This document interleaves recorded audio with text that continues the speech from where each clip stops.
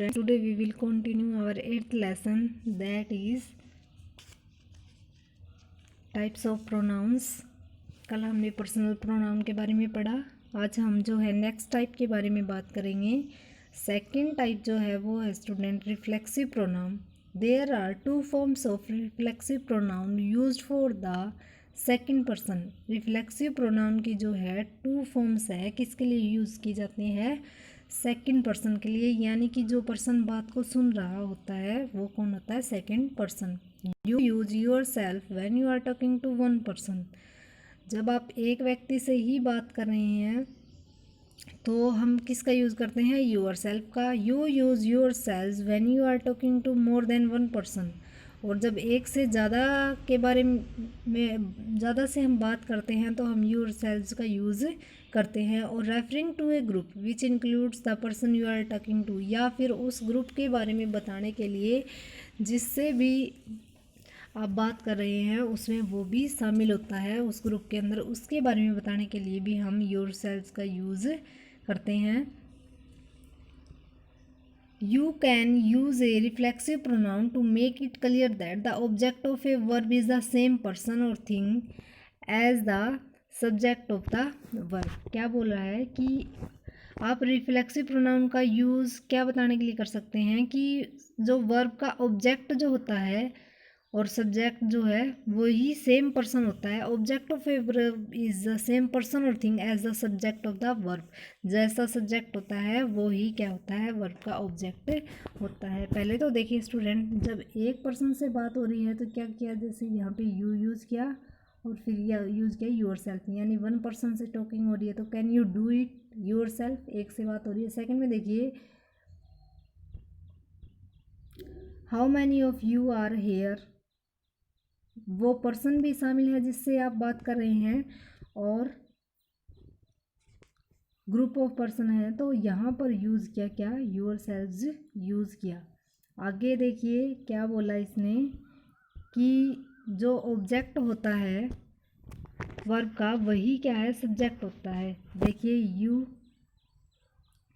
How can you do it, you क्या है? Subject, और योर सेल्फ जो है वो भी सब्जेक्ट। यहाँ पर देखिए यू और यहाँ पर योर सेल्फ, यानी कि ये इनका प्लूरल है तो वही सब्जेक्ट। और रिफ्लेक्सिव प्रोनाउन के अंदर क्या है?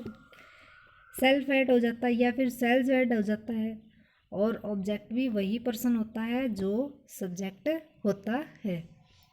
आगे देखिए स्टूडेंट और example, he stretched himself on the sofa, they introduced themselves, the speaker repeated himself, a computer cannot work itself। कल हमने स्टूडेंट सब्जेक्ट प्रोनाउन भी पढ़ा था और ऑब्जेक्ट प्रोनाउन भी पढ़ा था। हमने पढ़ा था कि ही जो है वो थर्ड पर्सन का प्रोनाउन होता है, ऐसे ही दे भी प्लूरल में होता है थर्ड पर्सन प्रोनाउन। ही हम यूज़ करते हैं किसी बॉय या फिर मेल के लिए, और द स्पीकर क्या है? थर्ड पर्सन, तो ही का ऑब्जेक्ट हो जाता है हिम और दे का हो जाता है देम।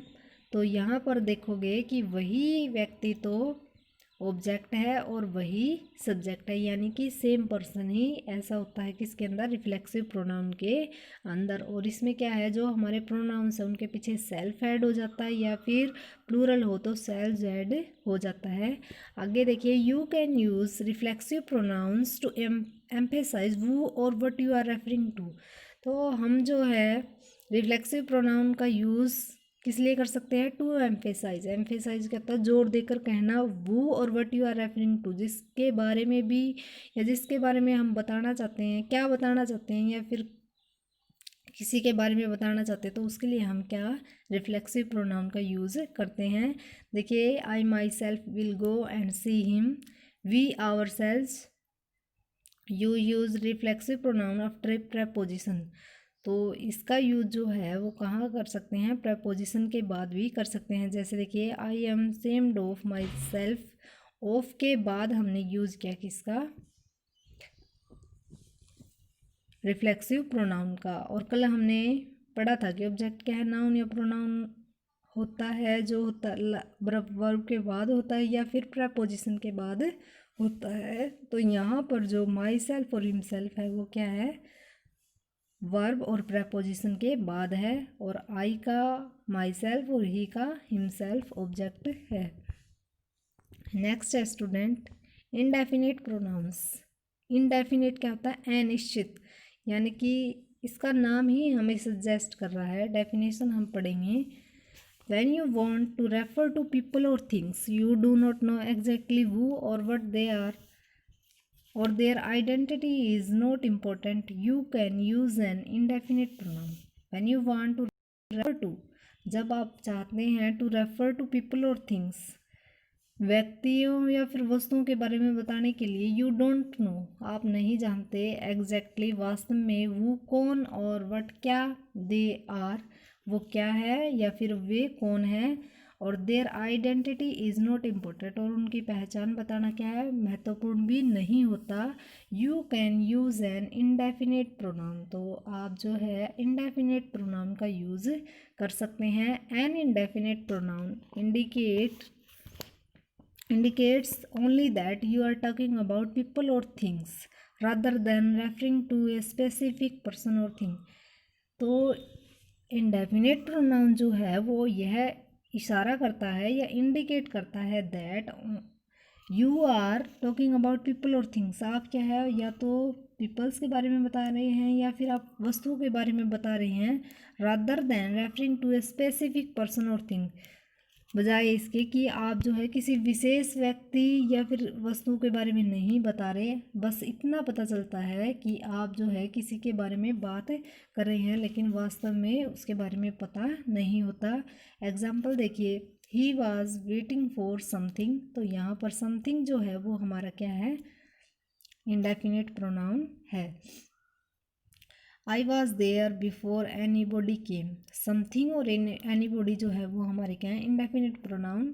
ध्यान से समझना क्या बोला था कि जब आप ऐसी वस्तुओं या फिर व्यक्ति के बारे में बताना चाहते हैं जिसको आप वास्तव में नहीं जानते कि वो क्या है या फिर वो कौन है, और उनकी आइडेंटिटी बताना भी इम्पोर्टेंट नहीं होता, और इंडेफिनेट प्रोनाउन जो है वो इशारा करता है कि आप किसी व्यक्ति या वस्तु के बारे में बता रहे हैं लेकिन किसी विशेष व्यक्ति या वस्तु के बारे में नहीं बता रहे। Here is a list of indefinite pronouns, ये लिस्ट दी गई है। एनी बॉडी क्या होता है, कोई, नो बॉडी कोई भी नहीं, एनी वन हर कोई, नो वन कोई नहीं, anything nothing, everybody somebody, everyone someone, everything something. अब देखिए example, anybody can answer this question,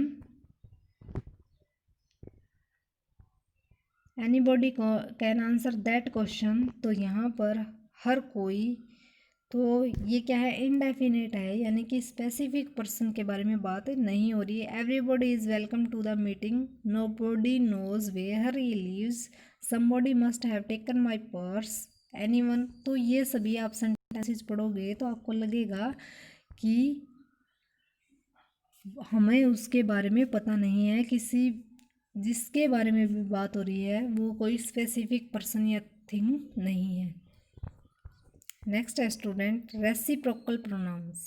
reciprocal क्या होता है, पारस्परिक, यानी कि संबंध जिनके अंदर होता है। The reciprocal pronouns each other क्या होता है, एक दूसरे को, one another are used to indicate that people do the same thing, feel the same way or have the same relationship। Reciprocal pronoun कौन कौन से हैं, ईच अदर और वन अनदर आर यूज्ड प्रयोग किए जाते हैं, टू इंडिकेट दैट बताने के लिए या इशारा करने के लिए, that people do the same thing लोग जो है सेम ही काम करते हैं, फील द सेम वे और उसी तरह महसूस करते हैं सेम, और हैव द सेम रिलेशनशिप और उनके बीच में वही रिलेशनशिप होता है। सेम रिलेशनशिप को शो करने के लिए, जैसा वो फील कर रहे हैं उसके बारे में बताने के लिए, और जो काम वो सेम कर रहे हैं उसके बारे में बताने के लिए हम किसका यूज़ करते हैं, रेसिप्रोकल प्रोनाउंस का यूज़ करते हैं। और कौन कौन से हैं, each other and one another. जैसे देखिए वी हेल्प ईच अदर, जो जिनके बीच में भी बात हो रही है वो सभी इसके अंदर शामिल हैं और सेम ही काम कर रहे हैं। Mister Sharma and his wife understand each other, तो यहाँ पर क्या है, फील द सेम, और दोनों के बीच में वही रिलेशनशिप है। नोट करना student, there is a little difference between each other and one another. Little का यूज़ होता है नेगेटिव सेंटेंस में, वैसे ही ईच अदर और वन अनदर के बीच में कोई डिफरेंस नहीं है। आज का आपका SW जो रहेगा वो रहेगा ये डेफिनेशन यू कैन यूज से, ये तो आप लिखोगे रिफ्लेक्सिव प्रोनाउन की डेफिनेशन,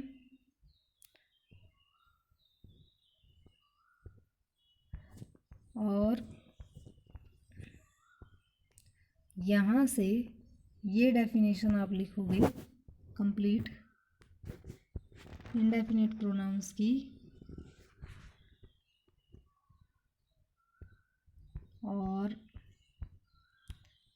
यहाँ पर ये जो कंप्लीट डेफिनेशन है ये आप लिखोगे रेसिप्रोकल प्रोनाउन की, और इनको लर्न करोगे और एग्जांपल्स के साथ लिखोगे।